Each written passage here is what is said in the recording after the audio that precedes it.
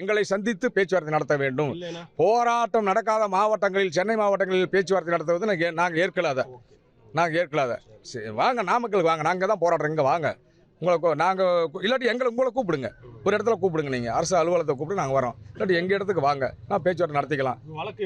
வழக்கு எப்படின்னு கேட்டிங்களா, 2010 மதுரையிலிருந்து தோழர்கள் 44 பேர் ஒரு வழக்கு தாக்கல் பண்ணாங்க.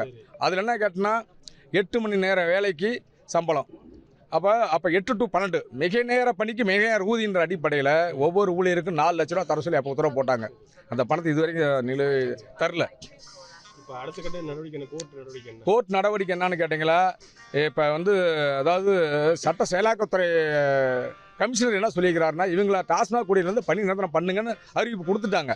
இந்த அறிவிப்பு செய்யல அப்படிங்கிற பட்சத்தில் நாங்கள் அனைத்து ஊழியர்களும் ஒன்றிணைந்து அபிடவிட் சுப்ரீம் கோர்ட் தாக்கல் செய்து எங்களுக்கு உண்டான தீர்வை நாங்கள் பெற்று செல்வோம். வழக்கு 100% வழக்கை தொடுத்து வழக்கின் மூலியமாக நாங்கள் தீர்வு காண தயாராக இருக்கின்றோம்.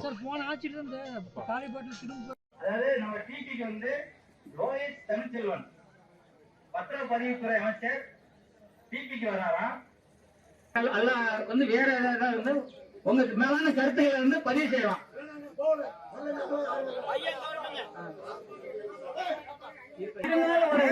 பக்கத்துல வராங்க, நம்ம ஒரு வழியாக செய்யலாம்.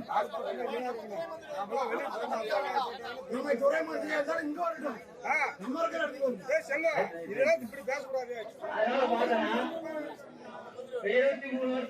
பண்ணிட்டே இருக்கலாம்.